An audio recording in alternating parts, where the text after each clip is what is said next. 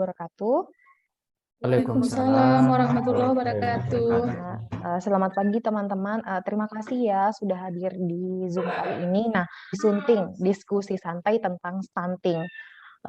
Seperti yang sudah dijelaskan dari fasilitator kita Pak Armen, tentang diskusi kali ini itu kita membahas tentang satu berita. Nah, beritanya yaitu prediksi BKKBN tentang 7 juta bayi berpotensi stunting pada 2024.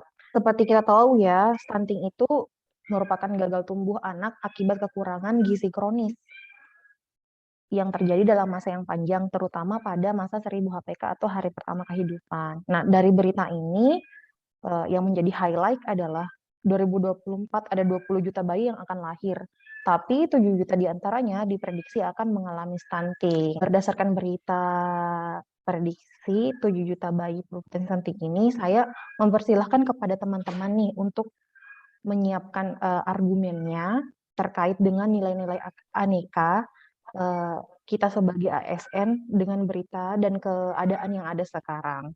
Mungkin pertama-tama saya persilahkan kepada Mbak Ayu dulu. Silahkan Mbak Ayu. Iya, baik. Terima kasih atas kesempatannya kepada Mbak Lika. Saya Yuning Tias, calon penyuluh KB informasinya dari BKKBN Provinsi Sumatera Selatan. Oke. Jadi prediksi dari BKKBN itu 7 juta bayi berpotensi stunting pada 2024. Dan kita diamanahkan oleh Pak Presiden langsung, Pak Jokowi mengamanahkan kepada Pak Hasto, agar BKKBN ini menjadi penanggung jawab untuk menurunkan angka stunting sampai 14% per 2024 nanti. Itu artinya 7,2 juta ini harus ditekan menjadi hanya sekitar 3,4 juta. Sedangkan 5 tahun terakhir penurunan stunting itu per tahunnya hanya 1,6%. Dan dimintanya 14%. Itu kan luar biasa ya. Dan ada yang luar biasanya lagi, pada tahun 2019 itu angka stunting 27,6%. 2020 diprediksi 30% karena adanya pandemi. Jadi efek pandemi yang kemiskinan dan lain-lain itu justru menambah angka stunting dan kita harus menekannya sampai 14% berkurangnya. Kita nih sebagai pegawai BKKBN itu perannya sangat penting sih menurut saya, sangat-sangat penting. Kan kalau dulu stunting ini tanggung jawabnya teman-teman kesehatan ya. Tapi mereka ternyata poinnya itu adalah di mengatasi stunting. Nah, kenapa kemudian BKKBN menjadi penting? Kita ini tujuannya untuk mencegah stunting. Karena kita punya kelompok kegiatan di level masyarakat yang di situ tuh kalau kita sisipkan materi-materi stunting, maka mereka sebelum punya anak mereka sudah bisa persiapan. Jadi kan kalau rencana aksinya dari Pak Hasto Wardoyo itu kita punya namanya prekonsepsi. Jadi pasangan-pasangan yang akan menikah 3 bulan sebelumnya itu dicek kesehatannya. Ini siap hamil atau tidak. Jangan sampai nih menikah aja punya anak, anaknya lahir stunting. Masih kurus sudah hamil kayak gitu. Lalu nanti maka ini menjadi penting untuk kita sebagai calon penyuluh KB untuk menanamkan nilai-nilai aneka dalam diri kita sendiri dulu. Baru kita mengajak orang yang lain. Karena kalau kita tidak akuntabel nih, kita harus akuntabel ya. Jadi kita bikin laporan, kita frameworknya kan kita punya goals dan roles, pembagian peran dulu. Tujuan akhirnya apa? Oh, 14% stunting turun 14% per 2024. Itu goalsnya. Roles kita apa nih? Kalau sebagai penyuluh KB tadi kita melakukan pendampingan, penggerakan, pelayanan ke masyarakat. Ke masyarakatnya langsung ya. Jadi kalau ada yang stunting itu kita yang ngeliat langsung tuh. Gitu. Maka kita nih harus bener, harus akuntabel nih. Kalau bikin laporan, oh ditarget satu orang pegang 10 anak stunting. Karena ada target, akhirnya kita bikin tuh laporannya. Ya, jangan sampai seperti itu. Kalau kita nggak akuntabel kan seperti itu tuh. Karena kita orientasinya hasil, orientasinya target, akhirnya seperti itu. Nah, tapi kalau kita akuntabel, maka kita akan bikin laporan tuh benar-benar targetnya apa. Oh, 10. Ya sudah, dapatnya cuma 2, ya sudah 2, jangan dibikin-bikin gitu kan. Kemudian ada kalau saya pegang opini saya tentang etika publik ya. Ini yang agak berat menurut saya karena kita tuh menghadapi masyarakat yang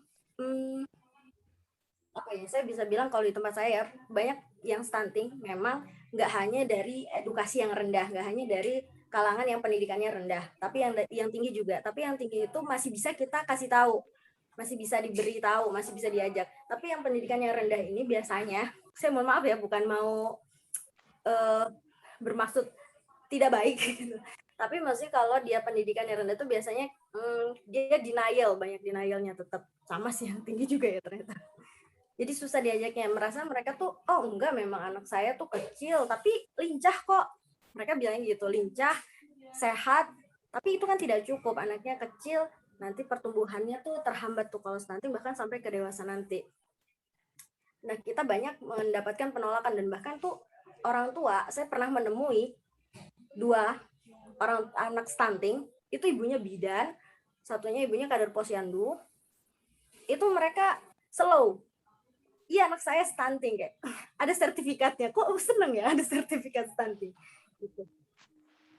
Jadi agak kaget sih, kok bisa ya ibunya santai. Kemudian dari komitmen mutu tentu saja kita perlu inovasi ya, karena ini adalah perubahan, tanggung jawab kita bertambah, kita akan mengembangkan stunting, artinya kita harus punya inovasi baru lagi gitu. Bagaimana tuh kita punya revitalisasi posyandu, jadi posyandu itu digerakkan kembali, karena kan banyak orang tua yang sudah mager bawa anaknya ke posyandu. Jadi pas mau imunisasi aja nih dibawa ke posyandu. Tapi kalau cuma buat nimbang berat badan, ukur panjang badan atau tinggi badan, itu mereka skip, nggak datang ke posyandunya. Jadi inovasinya kita penggerak revitalisasi posyandunya, kemudian kita melakukan pelatihan. Kita juga perlu nih pelatihan untuk petugas lapangan dan petugas kesehatan. Kita perlu dilatih dulu. Jadi jangan langsung, ya ini tanggung jawabnya. Kan bingung ya, tanggung jawabnya ini, tapi gimana nih ngelaksanainnya kayak gitu. Jadi kita butuh dilatih dulu. Itu dari 3 nilai aneka ya, saya ambil dari akuntabilitas, etika publik, dan komitmen mutu.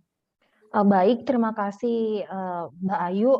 Sulawesi Barat sendiri sih punya masalah yang sama ya, apalagi terkait dengan tenaga PLKB. Yang kan kita memberikan pelayanan sebanyak itu ke banyak desa, kemudian harus dengan proses yang panjang, sementara jumlah tenaga kerja yang kurang. Nah, tapi itu bukan menjadi satu masalah untuk tetap menerapkan nilai-nilai aneka kita sebagai seorang penyuluh KB. Terima kasih sekali Mbak Ayu. Kemudian selanjutnya mungkin saya persilahkan ya kepada Mas Edward untuk memberikan argumennya. Silahkan Mas Edward. Terima kasih banyak teman-teman. Terima kasih juga untuk moderator.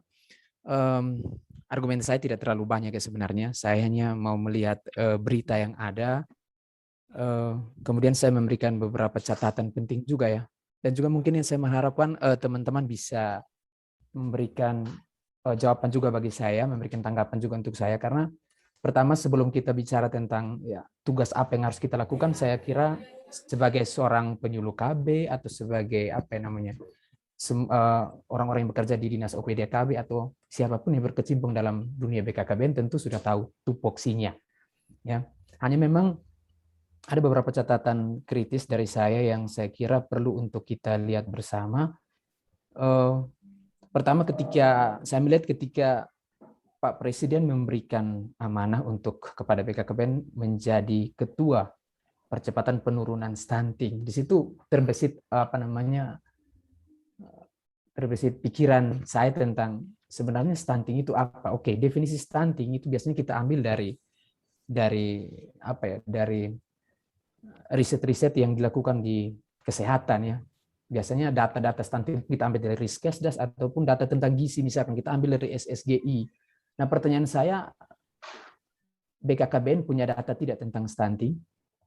Kemudian sudah sejauh mana BKKBN melihat determinan dari stunting itu? BKKBN melihat stunting itu terjadi karena apa? Itu yang perlu kita miliki bersama, perlu disepakati bersama dulu, baru kita bisa menjelaskan ke masyarakat dari sudut pandang BKKBN. Sebagai seorang media suara, tentu saya juga ini menjadi tantangan bagi saya nanti ke depan untuk apalagi teman-teman peneliti misalkan, itu juga penting ya. Teman-teman PKB yang di lapangan itu punya peran sangat penting untuk mencari tahu penyebab-penyebab, karena saya lihat determinan dari stunting ini beragam ya, sesuai dengan demografi kita masing-masing. Di NTT kasus tertinggi di NTT kan, di Indonesia NTT itu stunting tertinggi, tapi sebenarnya faktornya itu banyak sekali.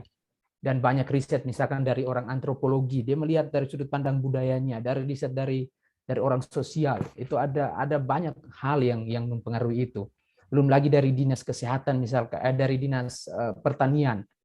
Itu memang mengapa status gizi anak-anak NTT kurang, karena memang faktor mata pencarian dan mereka hidup dengan hanya makan seadanya itu memang menjadi tantangan juga kan, itu problemnya di situ. Nah, BKKBN melihat kalau stunting itu, kalau saya mengikuti pernyataan dari Pak Kepala, Pak Hasto, itu stunting ya KB atau Alkon atau ya orang yang mengikuti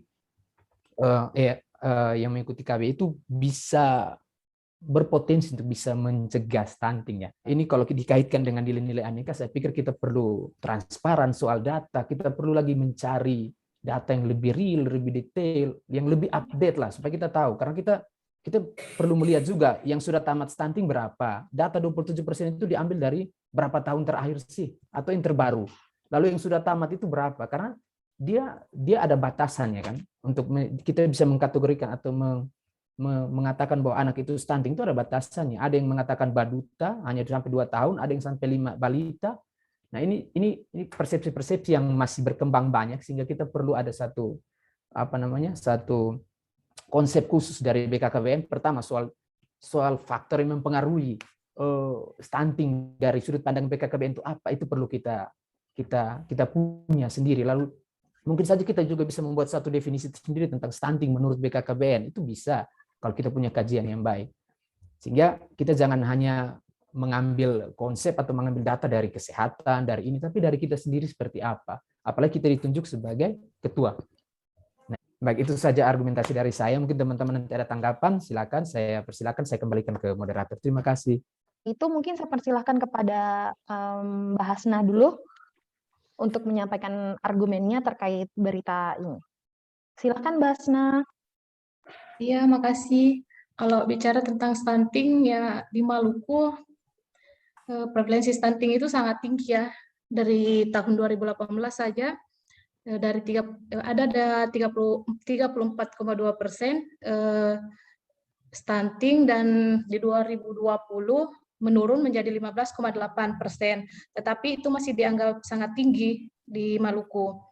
Dan beberapa penyebabnya ya sama dengan mungkin teman-teman di tempat lain, karena tingginya angka kemiskinan yang merupakan akar permasalahan dari kesehatan dan gizi, dan juga ketidaktahuan masyarakat akan kondisi stunting dan bagaimana mengatasinya. Terus kesadaran masyarakat juga dan pola pikir masyarakat tentang sanitasi yang sehat itu, kurangnya akses air bersih juga, dan pernikahan dini juga menjadi masalah di Maluku. Terus dari BKKBN sendiri sudah melakukan beberapa upaya, yaitu baru-baru ini BKKBN Provinsi Maluku menggandeng Universitas Darussalam Ambon program penyiapan kehidupan keluarga berencana bagi remaja. Karena remaja itu dianggap remaja itu dianggap sebagai agen yang potensial. Makanya mereka diberikan pendidikan sejak dini terkait hal-hal yang berhubungan dengan kehidupan remaja itu sendiri, misalnya kesiapan remaja menjadi orang tua, kesehatan reproduksinya, tentang gizi remaja dan perencanaan keluarga. Sekaligus melibatkan TPPKK yang ada di Maluku sampai ke tingkat kabupaten dan desa untuk memberikan penyuluhan kepada ibu-ibu muda atau pasangan usia subur terkait stunting.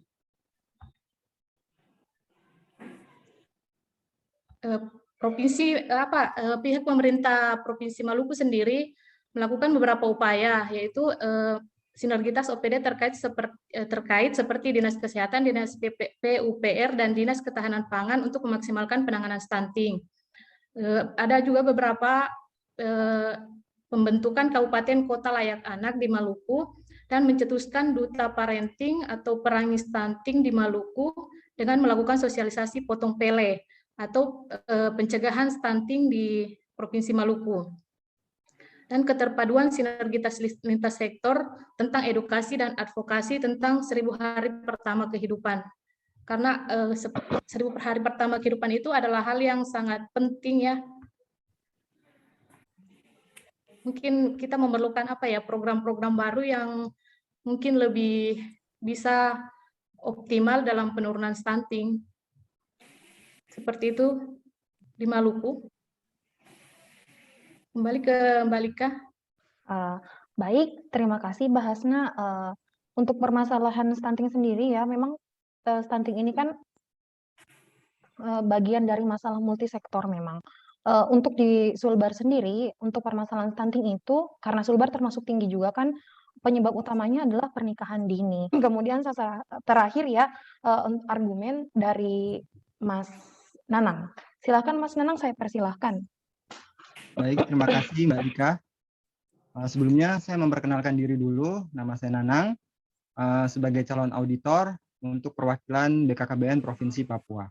Baik, di sini saya akan menanggapi argumen ataupun pendapat dari Mbak Ayu ya, selaku PKB, terkait dengan memperjelas saja terkait dengan penugasan stunting. Jadi BKKBN ini bukan baru saja berkutat ataupun terkait dengan penanganan stunting ini ya. Jadi jauh sebelum terjadinya penugasan yang dilakukan oleh Bapak Presiden kita dengan Pak Hasto, BKKBN ini sudah concern dengan yang namanya stunting ini sendiri. Yang mana dari tahun 2018 jika kita melihat di AK dan alokasi khusus, di sana sudah tertera ada bagian untuk penanganan stunting terkait dengan BKB Kit ya. BKB Kit untuk penanganan stunting. Kemudian untuk Renstra sendiri dari tahun 2020 sampai dengan 2024 juga telah menunjukkan bahwa BKKBN ini concern terhadap stunting seperti untuk perlindungan kesehatan ibu dan anak ya di sini. Di sini masuk dalam kategori perlindungan kesehatan ibu dan anak. Kemudian untuk permasalahan yang kedua terkait dengan jumlah PKB, ini mungkin permasalahan yang dirasakan oleh seluruh perwakilan BKKBN di seluruh provinsi Indonesia. Bahkan di Papua sendiri jumlah PKB yang ada di Papua hanya 45 untuk menangani sebanyak 29 kabupaten provinsi kota. Hanya 45 saja. Jadi sangat-sangat minim sekali. Kemudian terkait dengan pelatihan stuntingnya. Pelatihan stunting ini penting sekali karena dari pengalaman saya melakukan monitoring dan juga uji petik di kabupaten kota, bahkan untuk pelatihan pemasangan alkon itu juga sudah sangat jarang dilakukan oleh BKKBN, apalagi untuk program baru terkait seperti stunting saat ini perlu ditekankan lagi untuk melakukan pelatihan terkait bagaimana sih pencegahan stunting harus dilakukan. Kemudian beralih ke pernyataan dari Bang Edward ya, bahwa dikatakan bahwa NTT adalah provinsi yang terbesar ya, yang mengalami stunting. Ya, yang kedua adalah Provinsi Papua. Papua adalah urutan kedua terbesar provinsi dengan tingkat stunting tertinggi. Kemudian terkait dengan data stunting, karena baru tahun 2021 ini kita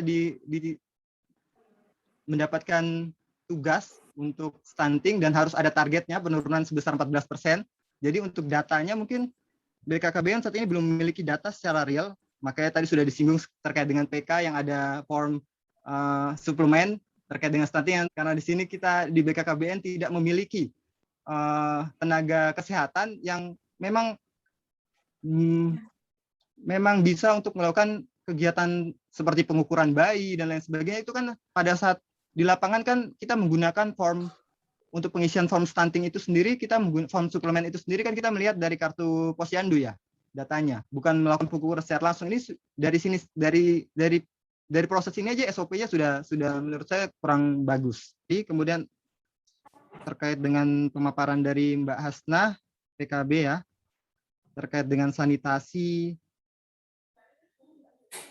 dan air bersih, tentu ini juga permasalahan yang utama di Provinsi Papua, karena Provinsi Papua ini sendiri masih masih berkaitan dengan budaya masyarakat ya, budaya masyarakat di mana Provinsi Papua itu sendiri letak geografisnya berada di pegunungan, jadi tingkat sanitasi atau cara bagaimana masyarakat berkehidupan juga masih berdasarkan pada adat. Mungkin ini faktor penyebab mengapa sih Provinsi Papua, tepatnya di Kabupaten Dogiai, untuk data tahun 2018 mengalami tingkat stunting lebih dari 50%. Sekedar informasi saja, untuk anggaran yang dianggarkan BKKBN di tahun 2022 ini sangat besar sekali untuk program percepatan penurunan stunting. Jadi diharapkan program ini bisa berjalan dengan baik, di mana di dana alokasi khusus, jika kita melihat di dana alokasi khusus untuk BOKB dan juga terkait dana alokasi khusus untuk penugasan, di sini terdapat pengadaan kit siap nikah anti stunting, kemudian pengadaan bina keluarga balita, BKB kit stunting, kemudian ada pemahaman cash pro dan stunting bagi calon pengantin, serta edukasi pengasuhan 1000 HPK bagi ibu dan keluarga. Jadi ini berkaitan dengan kegiatan KIE ya. Mudah-mudahan kegiatan KIE ini bisa berjalan dengan lancar. Makanya kalau diangkat dari nilai-nilai aneka, saya akan mengangkat dari bagian A-nya sendiri, yaitu akuntabilitas terkait dengan pertanggungjawaban dan juga korupsi, anti korupsinya.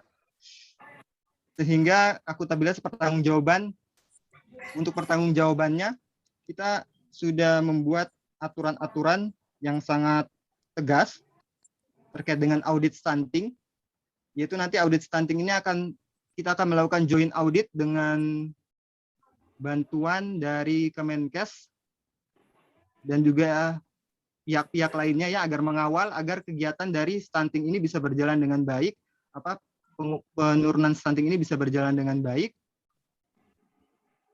terutama untuk kegiatan KIE mungkin ya, seperti itu. Saya kembalikan kepada moderator mungkin. Terima kasih.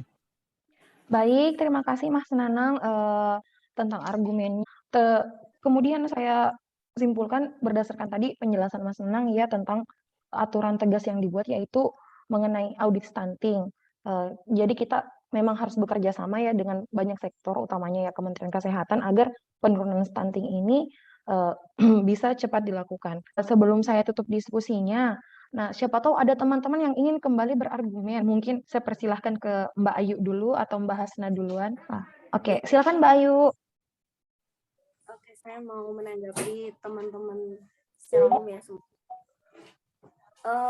Kita benar ada BKB Kit, di dalamnya ada APE, alat permainan edukatif, ada buku-buku materi, modul-modul, yang intinya adalah mengajarkan orang tua bagaimana mendidik anak. Nah ini kan BKB ya, balita. Balita itu di bawah 5 tahun. Jadi sudah sasarannya itu bukan lagi anak-anak yang ada pada tahap 1000 HPK. Sedangkan penanganan stunting itu kan terbatas ya waktunya ya. 1000 HPK tadi. 1000 hari pertama kehidupan. Jadi dari hari pertama hamil itu sampai usia 2 tahun.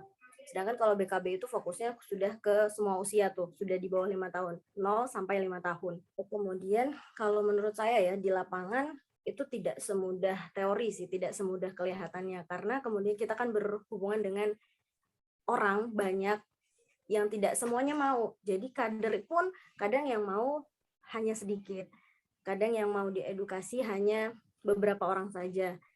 Jadi kita yang harus baik-baik, itu etika publiknya tadi. Jadi yang harus punya etika tuh bahkan bukan hanya kita ya, tapi mitra desa kita. Karena kan kalau penyuluh KB, satu penyuluh, satu desa, ya itu idealnya ya. Pada akhirnya kan di lapangan satu penyuluh 2 sampai 3 desa, bahkan lebih, bahkan satu kecamatan gitu, satu penyuluh itu. Mungkin Mbak Hasna bagaimana di Maluku, Mbak?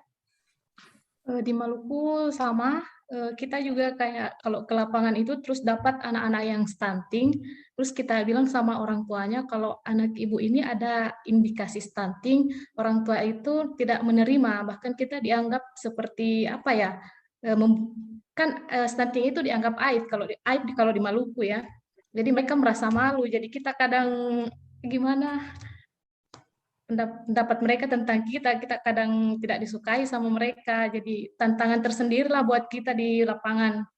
Terima kasih, kembali ke Mbak Lika. Baik, terima kasih Mbak. Siapa tahu ada teman-teman nih yang mau menambahkan atau ada yang mau berargumen. Mungkin bahasnya dulu kali, yang Kalau saya pribadi saya seperti yang yang diprogramkan sama BKKBN Maluku ya, tentang optimalisasi remaja. Jadi mungkin saya akan lebih fokus pada remaja dulu ya, remaja dan mengoptimalisasi genre dalam meningkatkan kesadaran kesehatan reproduksi bagi mereka serta kesehatan gizi. Karena bagaimanapun juga remaja itu kan nantinya akan menjadi orang tua yang akan menikah dan menjadi orang tua. Jadi mereka bisa lebih tahu bagaimana mengedukasi dirinya untuk menjadi calon pengantin dan menjadi ibu yang baik pada akhirnya. Serta sosialisasi tentang program hari pertama kehidupan yang sangat penting itu sih. Baik, terima kasih Mbak Hasna sudah dipersilahkan. Oke. Kemudian Mbak Ayu mungkin. Kalau saya untuk dari kita ya sebagai ASN, jelas kita harus menerapkan nilai-nilai aneka tadi menurut profesi kita masing-masing. Jadi kalau bikin laporan, bikinlah yang sebenar-benarnya. Kalaupun tidak mencapai target, ya kita sampaikan evaluasinya apa, kenapa tidak mencapai target. Seperti itu. Kemudian dari etika publiknya, kita sebagai garda terdepan yang bertemu langsung dengan masyarakat dan bertemu dengan mitra-mitra yang lain juga, etika publiknya kita jelas ya harus seperti apa. Baik, terima kasih Mbak Ayu. Selanjutnya Mbak Lika, saya kembalikan. Ya, terima kasih Mbak Ayu. Saya menambahkan sedikit ya tentang nilai-nilai aneka tadi kita sebagai ASN. Benar sekali Mbak Ayu, tentang etika publik kita sebagai penyuluh. Nah, akuntabilitas dulu deh, bagaimana pertanggungjawaban yang diberikan terhadap setiap tugas yang dikerjakan kepada masyarakat, pertanggungjawaban apa saja, memastikan bahwa setiap data yang diberikan itu real, bukan data sekedar data saja. Kemudian untuk nilai nasionalisme, nah kita sebagai penyuluh KB, kita sebagai pemberi pelayanan terdepan, kita sebagai pemberi pelayanan yang langsung kepada masyarakat itu tentunya harus melayani setiap masyarakat, memastikan bahwa program KB ini harus sampai ke setiap lini masyarakat yang ada.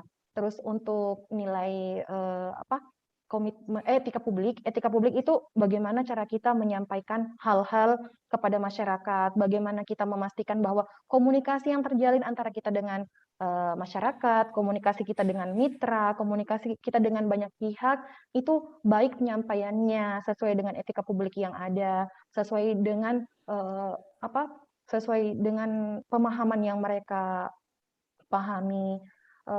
Kita juga kan sebagai ujung tombak ya, yang garda terdepan ke masyarakat tentunya harus memiliki etika publik yang baik. Kalau dari nilai komitmen mutu, betul sekali, inovasi-inovasi dan kreativitas yang diberikan. Kalau saya sih sendiri sebagai ASN itu menginginkan adanya perubahan inovasi terhadap dalam penyuluhan ya KIE sendiri. Bagaimana bentuk KIE tersebut bisa mengedukasi masyarakat dengan cepat, bisa mengedukasi masyarakat dengan tepat. Mungkin saya kasih ke Mas Nanang dulu untuk menyampaikan rekomendasi-rekomendasinya. Terima kasih. Kalau dari saya mungkin harapan ke depannya mudah-mudahan pandemi corona ini segera berakhir dan tidak menjadi penyebab naiknya angka stunting ya. Baik, terima kasih Mas mungkin Nanang. itu saja, saya kembalikan ke moderator. Ya, terima kasih Mas Nanang. Kalau dari Mas Edward sendiri nih apa? Oke, dua rekomendasi saja. Yang pertama perlu sinkron data ya. Kedua, tujuan dari sinkron data itu supaya semua program, semua kreativitas program apapun yang kita buat itu bisa tepat sasaran. Sangat saya harapkan, dan juga semoga kita BKKBN bisa menjadi dinas yang betul-betul mampu mengendalikan stunting ini dengan akuntabel, dengan memiliki etika yang baik, dengan tidak korupsi seperti itu. Itu harapan saya. Terima kasih. Baik, terima kasih teman-teman. Mungkin kita cukupkan ya diskusinya. Sepertinya sudah lewat ini waktunya. Kemudian kita sebagai ASN jangan lupa kita harus selalu menerapkan nilai-nilai aneka, baik itu dari sisi auditor, baik itu dari sisi Widyawiswara, dan baik itu dari sisi penyuluh KB. Baik teman-teman, terima kasih ya sudah datang ke diskusi hari ini. Terima kasih sudah bergabung. Salam sehat, salam semangat. Semoga kita selalu diberi kesehatan. BKKBN, berencana itu keren.